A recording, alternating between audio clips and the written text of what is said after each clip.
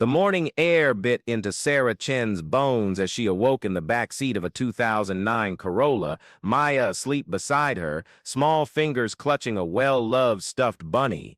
The windshield fogged with their breath, and through the haze she could make out the Yellowstone mountains rising like slumbering giants against the leaden sky.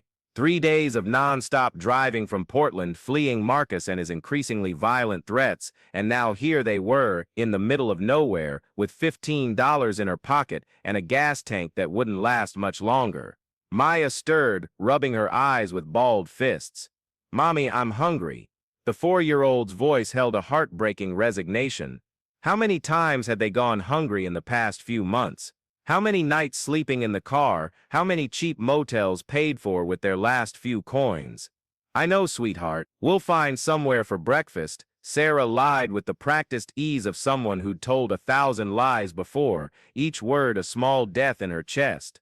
Her hands trembled as she turned the key in the ignition, and the engine coughed before dying. She tried again. Nothing.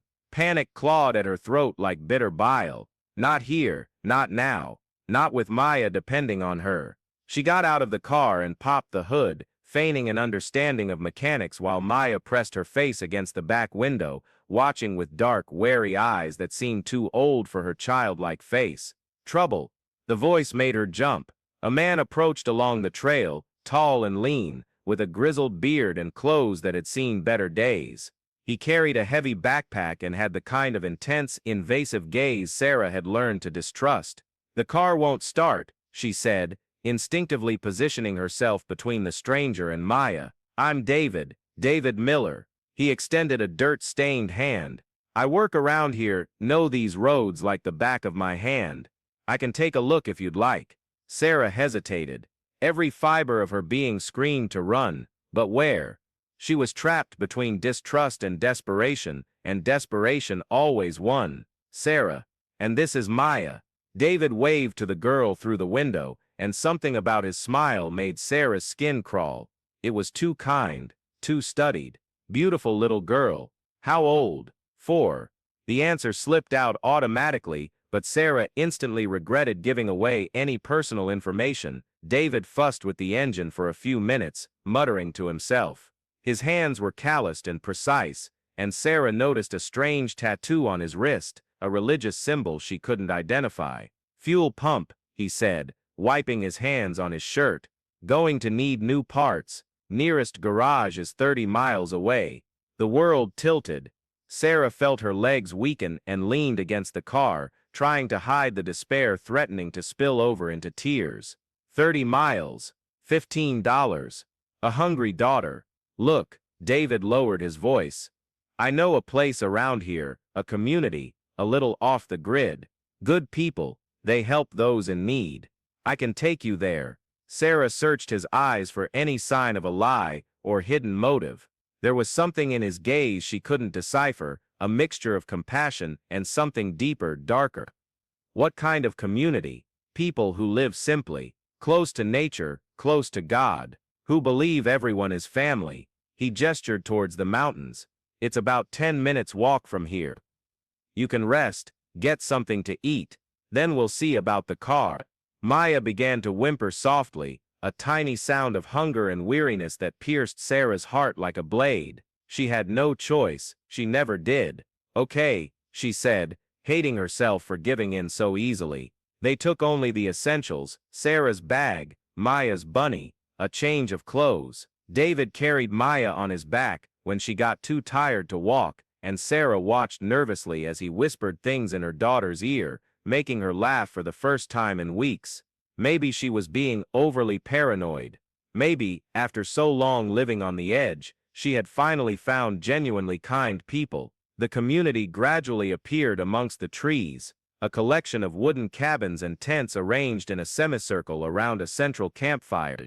There were tended gardens, children playing, adults working in silent reverence. Everyone wore simple clothes, in shades of brown and beige, and there was an almost theatrical quality to the harmony of the place. "Brother David," a woman approached, smiling warmly. She was beautiful in an ethereal way, with blonde hair in a loose bun and blue eyes that seemed to see right through you. "And who are our visitors?"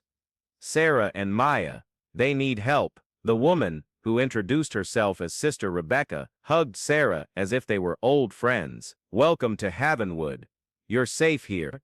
The first few weeks passed in a hazy dream. Sarah and Maya were given a small but comfortable cabin, hot meals 3 times a day, clean clothes. The community operated with a smooth efficiency. Each person had their role, their schedule, their responsibilities. There were classes for the children, community work for the adults, collective prayers at dawn and dusk. Sarah threw herself into the activities with desperate gratitude. She worked in the kitchen, in the garden, helped sew clothes. Maya blossomed under the constant attention of the other children and adults. For the first time in years, Sarah slept through the night without waking in panic, without checking the locks 3 times before bed. It was only in the 3rd week that she started to notice the oddities. The letters. Sarah was sorting donations in the main cabin when she found a stack of sealed envelopes in a drawer.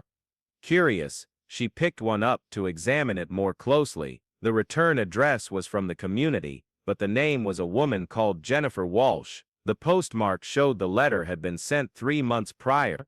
Sarah, Rebecca's voice behind her almost made her drop the stack. What are you doing? Sorry, I was just... Sarah put the letter back, but her mind was already racing.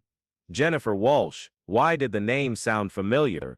Those are personal letters, Rebecca said, her tone still sweet but with a new firmness. Each of us maintains correspondence with the outside world. It's important to keep family ties, don't you think? Sarah nodded, but something icy formed in her stomach. For the rest of the day, she couldn't get the name out of her head. Jennifer Walsh. Where had she heard that name? It was that night, lying in bed while Maya slept beside her, that the memory hit her like a ton of bricks. Jennifer Walsh, the woman from Seattle, whose disappearance had dominated the news 2 years prior.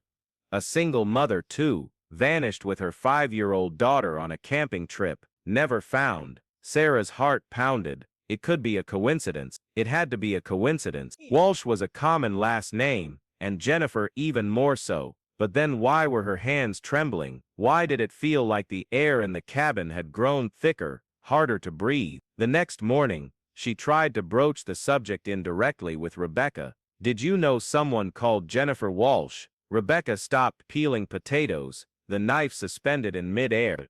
Why do you ask? I saw the name on one of the letters yesterday. It sounded familiar. Oh yes, Jennifer. She was here for a while, but decided to leave. Some people can't adjust to our way of life. Rebecca resumed peeling, but her movements were faster, more jerky. Why are you interested in her? Just curious. Sarah forced a smile, but inside she was screaming. Jennifer had left. Then why were her letters still being sent from there 3 months after she'd gone? She started paying closer attention to the details. The children in the community were all roughly the same age as Maya, between 3 and 7 years old. There were few women, and almost all of them seemed to have arrived recently. The men were older, more established, and spoke to each other in whispers when they thought no one was listening. And there was Father Matthias. Sarah first saw him at a nighttime ceremony, a week after discovering the letters. A middle-aged, gaunt, intense man, with eyes that seemed to burn with religious fervor. He preached about purification, about leaving behind the corrupt world, about the sacrifices necessary to achieve salvation. The children are our most precious offerings, he said, his voice echoing through the circle of worshippers. Through their innocence, we find the path to eternal light. Sarah felt Maya shrink against her during the sermon, small fingers clutching her shirt. There was something about the way Father Matthias's eyes lingered on the children, something that made every maternal instinct in Sarah violently rebel. After the ceremony, David approached her. Father Matthias would like to get to know you better. And Maya too. Maybe another day, Sarah said, trying to sound casual. Maya's tired. It's not a request, David said, and for the first time his mask of politeness slipped. For a moment, Sarah saw something cold and ruthless in his eyes. Father Matthias doesn't like to wait. The meeting took place in Father Matthias's cabin, larger than the others, decorated with religious symbols Sarah didn't recognize, and photographs of smiling children on the walls. Maya hid behind Sarah, while Father Matthias watched them with those burning eyes. "A beautiful girl," he said, extending a hand towards Maya. "Come here, little one, don't be afraid." Maya shook her head and clung tighter to Sarah's leg. Father Matthias smiled, but there was no warmth in it. "Children always sense when they are in the presence of the divine," he said. "It's natural to be nervous at first, but she'll soon get used to it." "Get used to what?" Sarah asked, her voice harsher than she intended. "To her new home,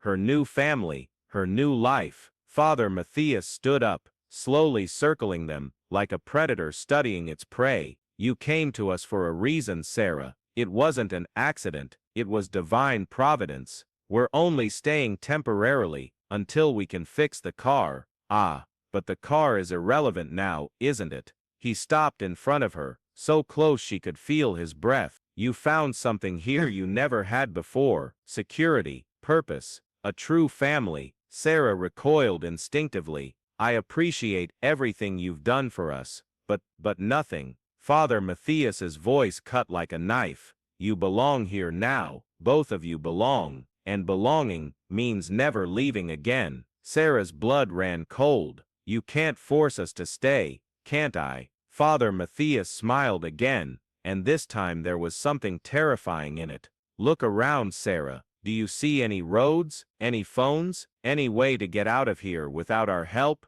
He paused, letting the words sink in. "And even if you could, where would you go? Back to Marcus? Back to a life of running and hiding?" How did he know about Marcus? Sarah had never mentioned her ex-husband's name to anyone. "I see you're confused," Father Matthias continued. "David told us your story: the abusive husband, the desperate escape, the life in the car with a young child. What kind of mother exposes her daughter to that?" The words hit Sarah like physical blows. They were her worst fears, her biggest fears about herself. Maybe he was right. Maybe Maya was better off there. "Maya will begin her special studies tomorrow," Father Matthias said, as if the decision were already made. "It's important that the children learn our values from a young age. You will be moved to the women's quarters. You will work in the kitchen and gardens." Women's quarters. Sarah's voice was a whisper. "Men and women live separately here.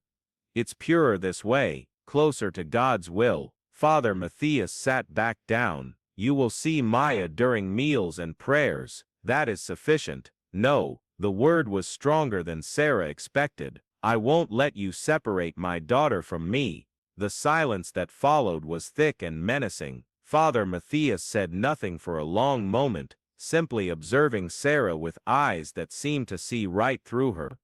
"Let," he finally said. "You use that word as if you had a choice in the matter." David appeared in the doorway, as if summoned telepathically. With him came two other men from the community, both larger and more intimidating. "Perhaps Sarah needs some time to reflect on her attitude," Father Matthias said. "David, take her to the meditation room, and take the child to begin her studies." "No." Sarah moved to protect Maya, but the men were faster.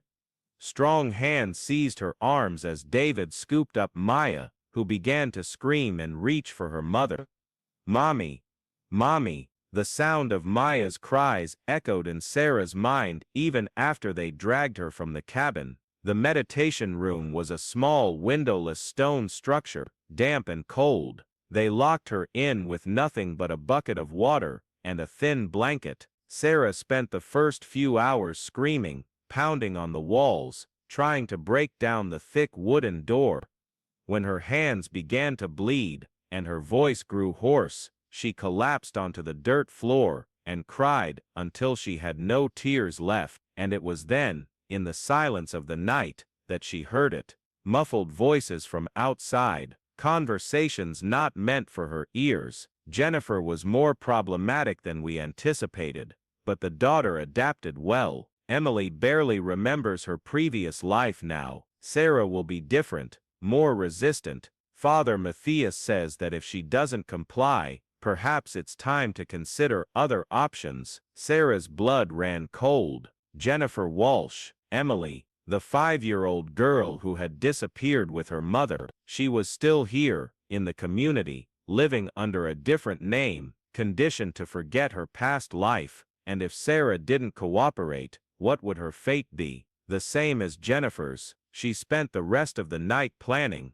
When the sun rose and David came to bring her back, Sarah was ready. She forced a smile, lowered her eyes submissively. "I understand now," she said. "Father Matthias was right. Maya needs stability, a real family." David studied her with suspicion. "You changed your mind awfully fast." "I spent the entire night meditating, as Father Matthias suggested. I realized I was being selfish, thinking of myself instead of what was best for Maya." Sarah kept her voice calm, contrite. "May I see her, to explain that we'll be staying?" Over the next few days, Sarah played the role of the repentant convert perfectly. She worked diligently in the kitchen, participated in prayers, smiled and nodded when Father Matthias spoke of sacrifice and devotion, and all the while, she watched, planned, memorized every detail of the community's routine. Maya was different, quieter, more obedient. Her clothes had been replaced with the community's standard beige tunics, and there was a glassy quality to her eyes that made Sarah want to scream. During meals, when they managed to sit together, Maya spoke of her lessons with a frightening monotony. "Sister Ruth taught me about sacred sacrifices," Maya said one morning, stirring her porridge listlessly. "She said that sometimes people need to disappear for the greater good." Sarah nearly choked. "Disappear? To become angels," Maya continued in that strange flat voice. "Like Sister Jennifer, she transformed into an angel to protect Emily." Sarah's heart stopped. "You know Emily, she's my new best friend. Before she had another name, but now she's Emily." Sister Ruth said, "I'll have a new name soon too." That night, Sarah made her decision. No matter the risk, no matter what might happen to her, she had to get Maya out of there before it was too late. The opportunity came 3 days later. It was a new moon. The community was gathered for a special ceremony, and Sarah had volunteered to stay in the kitchen, preparing the post-ritual feast. She waited until the chanting began, muffling any sound she might make, then slipped out the back door. The children stayed in a separate cabin during ceremonies, supervised by only one older woman, who usually dozed off during the longer rituals. Sarah crept through the shadows, her heart pounding so hard she was sure everyone could hear it. The children's cabin was silent. Peering through the window, Sarah saw the supervisor asleep in a chair, and about 10 children lying on mats on the floor. Maya was in the farthest corner, clutching her stuffed rabbit, the only remaining link to her former life. Sarah tried the window, but it was stuck. Too much force would make a noise, but she didn't have time to be delicate. She pushed gradually until it gave way with a small creak. The supervisor stirred but didn't wake. "Maya," Sarah whispered. "Maya, wake up." Maya opened her eyes, and for a moment seemed not to recognize her mother. Then something flickered in her face, a spark of the girl she used to be. "Mommy, shit, we need to get out of here." Very quietly, "Okay." Maya rose slowly, still clutching the rabbit. Other children began to stir, and Sarah saw a dark-haired girl, who must have been Emily, looking in their direction with wide, frightened eyes. "Come with us," Sarah whispered to Emily, extending her hand. The girl shook her head, recoiling.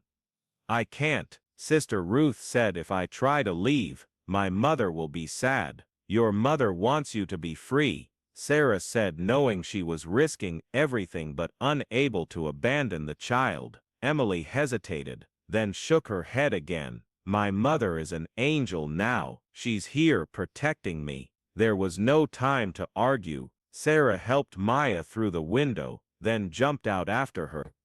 They ran through the shadows between the cabins, towards the trail leading to the main road. They almost made it. Sarah, Father Matthias's voice cut through the night like a siren. Sarah, bring the child back. Lanterns began to flicker on throughout the community, voices shouting, feet running. Sarah scooped Maya into her arms and ran faster than she ever had in her life, branches scratching her face, stones cutting her feet through her thin shoes.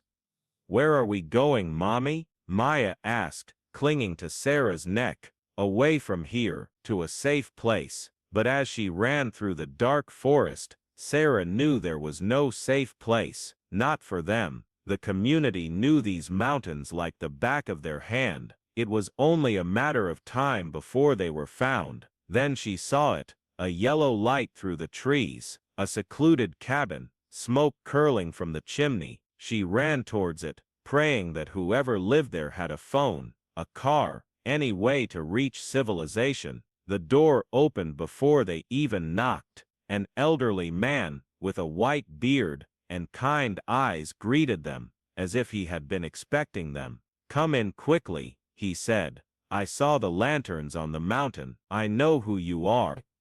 Sarah stumbled inside, Maya still in her arms. The cabin was simple but cozy, filled with books and maps of the mountains. The man, who introduced himself as Henry Walsh, quickly closed the curtains and turned off the lights. "Walsh," Sarah repeated.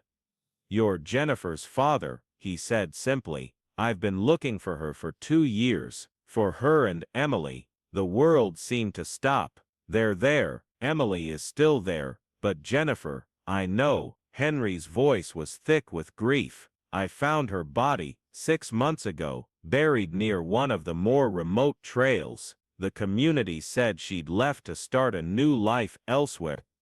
Sarah felt bile rising in her throat. They killed her when she tried to take Emily away. Henry moved around the cabin with military efficiency, gathering supplies, checking a radio, "just like they'll do to you if they catch you. We have to call the police."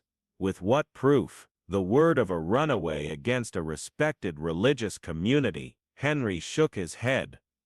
"They have lawyers, connections. They know how to work the system." "Then what do we do?" Henry looked at her with eyes that had seen too much, suffered too much. "We do what I should have done 2 years ago. We end this." For the first time in weeks, Sarah felt genuinely safe. Henry was ex-military, knew the mountains, and above all had the same iron will as she did, to protect the innocent children trapped in that cult. But the feeling of safety was short-lived. "Someone's coming," Henry whispered, peering through the curtains. "Several lanterns. They found your tracks." Sarah felt the world crumble again. Now what? "There's a root cellar in the back. Cold War-era hideout." Henry was already moving, pushing aside a bookshelf that revealed a trapdoor in the floor. "Take Maya down there. I'll distract them. I can't let you face this alone." "You can and you will." Henry pressed a gun into her hand. "Because if anything happens to me, you're the only one who knows the truth, the only one who can save these children." Knocks on the door.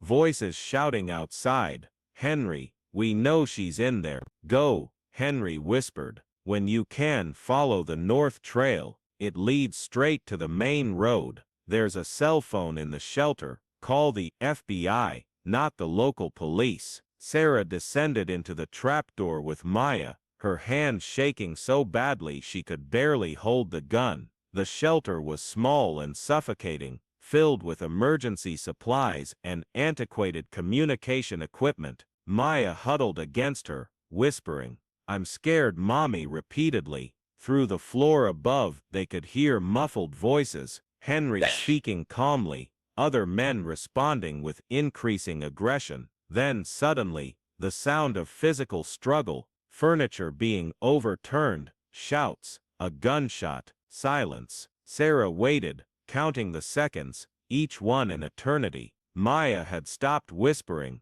and was now completely still, like a small frightened animal. Finally, heavy footsteps above their heads, someone walking slowly through the cabin. Sarah. Father Matthias's voice was thick with false compassion. I know you're down there. Henry told me everything before he left. A lie. It had to be a lie. Henry would never betray them. Come out now, and I promise Maya won't be hurt. She's just a child after all. It's not her fault her mother made foolish choices. Sarah closed her eyes, remembering Henry's words. She was the only one who knew the truth, the only one who could save the children, not just Maya, but Emily and all the others. If she surrendered now, everything would be lost. She remained silent. Very well, Father Matthias said finally. David, pour gasoline on the cabin.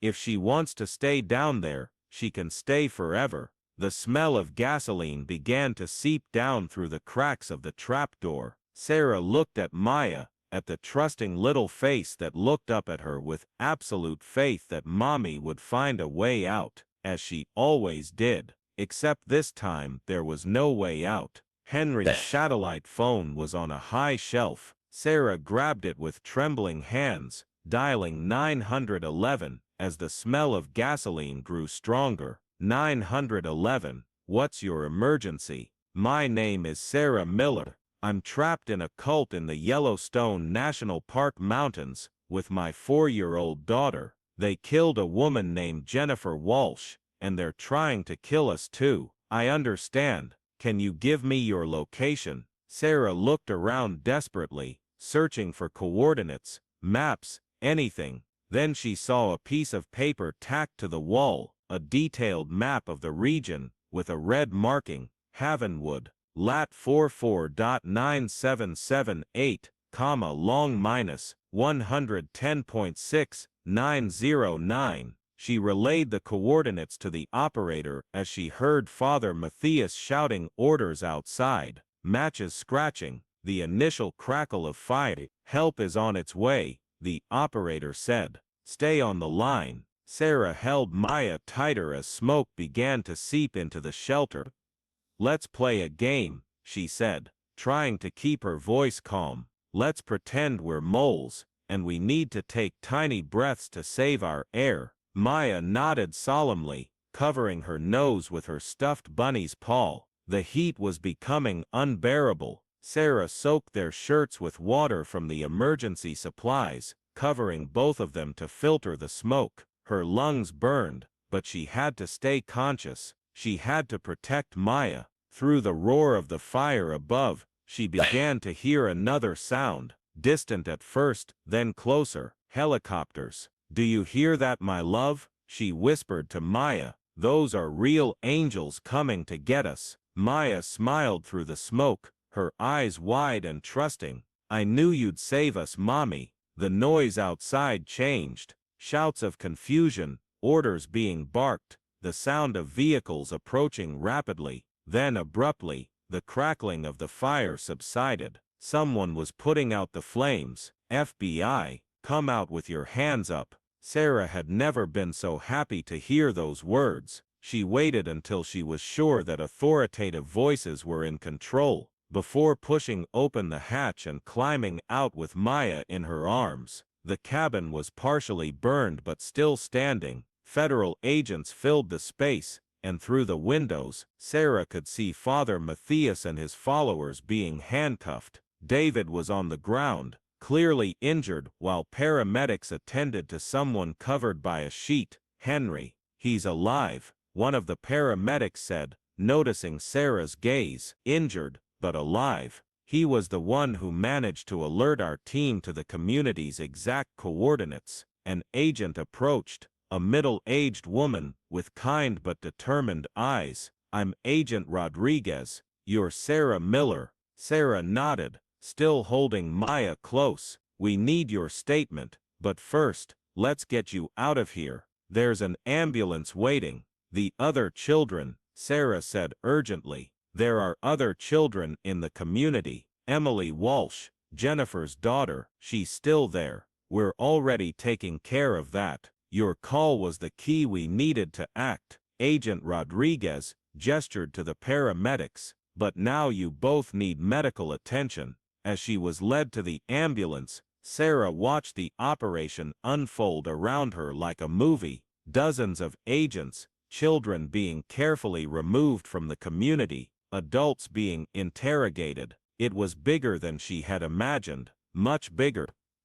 In the ambulance, while one paramedic examined Maya and another tended to her smoke inhalation, Sarah finally allowed the reality to hit her. They had made it. Somehow, against all odds, they had escaped and exposed the truth. But it wasn't until the hospital, after Maya fell asleep safely in a clean bed with an IV in her arm, that Sarah learned the full extent of the horror they had faced. Agent Rodriguez came to visit her with a thick file and a somber expression. "We found 8 bodies buried on the cult's property," she said without preamble. Jennifer Walsh was only one of many. The operation had been running for over 10 years. Sarah felt nausea rising in her throat. The children, 17 children, were rescued, all reported missing in different states over the past decade. Many don't even remember their real names.